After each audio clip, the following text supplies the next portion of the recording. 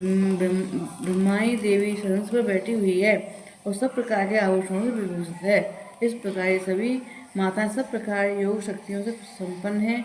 इनके सिवा और भी बहुत सी देवियां जो अनेक प्रकार से आभूषणों का शोभित युक्त तथा नाना प्रकार के रत्नों से शोभित हैं। यह संपूर्ण देवियां क्रोध में भरी हुई हैं और भक्तों की रक्षा के लिए रथ पर बैठी दिखाई देती हैं। ये शंख चक्र गदा शक्ति हल मूसल कीटक तोमर हस्त पास कुंत त्रिशूल एवं उत्तम शंख धनुष आदि अस्त्र अपने हाथों में धारण करती है। दैत्यों के शरीर का नाश करना, भक्तों को अभयदान देना और देवताओं का कल्याण करना, यही उनके शस्त्र धारण का उद्देश्य है। कवच आरंभ करने से पहले इस प्रकार प्रार्थना करना चाहिए। महान रौद्र रूप, अत्यंत घोर पराक्रम, महान बल और महान उत्साही देवी, तुम महान भय का नाश करने वाली हो, तुम्हें नमस्कार है। तुम्हारी ओर देखना भी कठिन है। शत्रुओं का भय बढ़ाने वाली जगदम्बा मेरी रक्षा करो।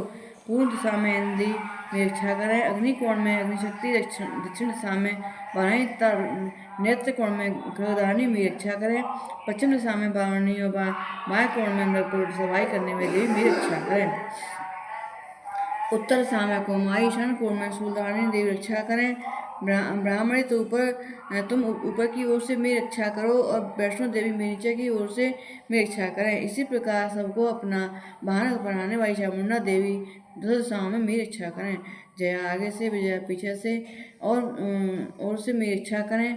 वाम भाग में अरिता और दक्षिण भाग में अपराजिता रक्षा करें और दोतनी शिखा की रक्षा करें। उमा मेरी मस्तक पर विराजमान होकर रक्षा करें, लाट में मालाधारी रक्षा करें और ईश्वरी देवी मेरी भौं की संरक्षण करें। भौं के मध्य भाग में त्रिनेत्रा और नथनों की यम घंटा देवी रक्षा करें। दोनों नेत्रों की मध्य भाग में शंखनी और कानों में भगवान रक्षा करें। कालिका देवी कपोलों की तो भगवती शांकरी कानों के मूल भाग की रक्षा करें। नासिका में सुगंधा और ऊपर के होठ में चंचका देवी रक्षा करें। नीचे के होठ में मृतका अमृत कला तथा जिह्वा में सती देवी रक्षा करें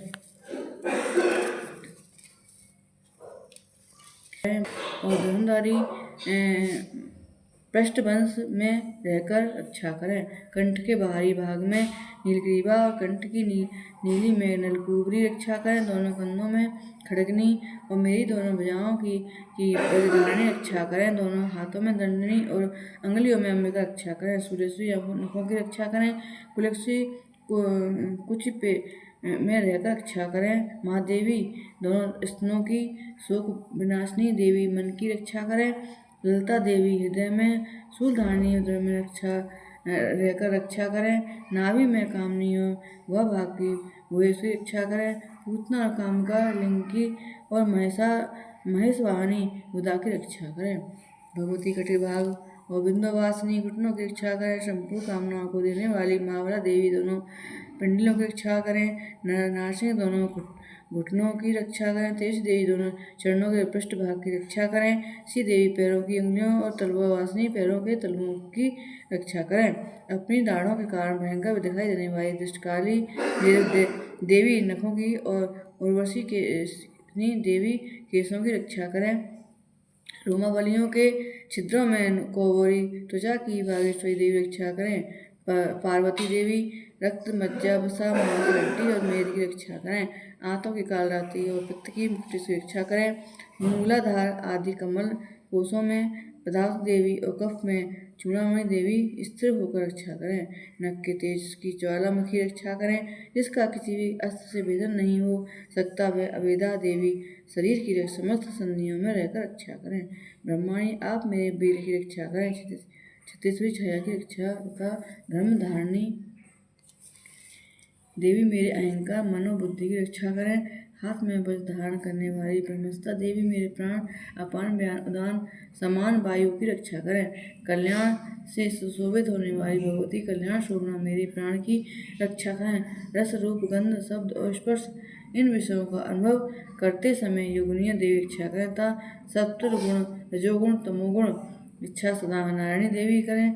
12 आयु की रक्षा करें। वैष्णवी धर्म की रक्षा करें तथा चक्रिणी देवी यश कीर्ति लक्ष्मी धन तथा विद्या की रक्षा करें। इंद्राणी आप मेरे गोत्र की रक्षा करें। चंडिके तुम मेरे पशुओं की रक्षा करो।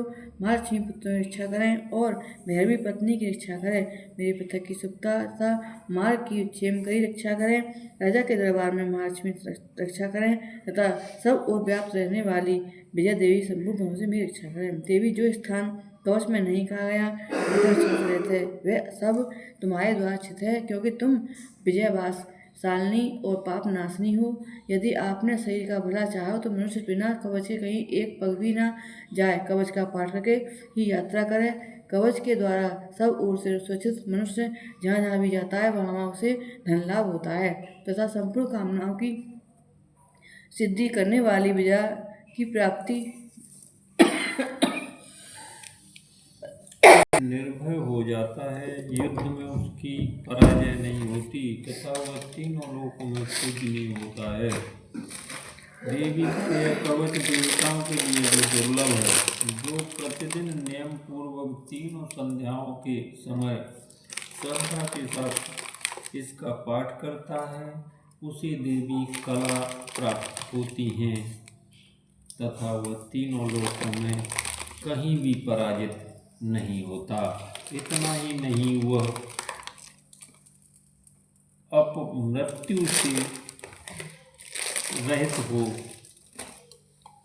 100 से भी अधिक वर्षों तक जीवित रहता है। मकड़ी, चेचक और कोढ़ आदि उसकी संपूर्ण व्याधियां नष्ट हो जाती हैं। कनेर, भांग, अफीम, धतूरे आदि का श्वावर, विष, सांप और बिच्छू आदि के काटने से चढ़ा हुआ जंगम विष तथा अहि, फेन और तेल के संयोग आदि से बनाने वाले कृत्रिम विष, ये सभी प्रकार के विष दूर हो जाते हैं, उनका कोई असर नहीं होता। इस पृथ्वी पर मारण, मोहन आदि जितने अभिचारिक प्रयोग होते हैं तथा इस प्रकार के जितने मंत्र यंत्र होते हैं, वे सब इस कवच को हृदय में धारण कर लेने पर उस मनुष्य को देखते ही नष्ट हो जाते हैं।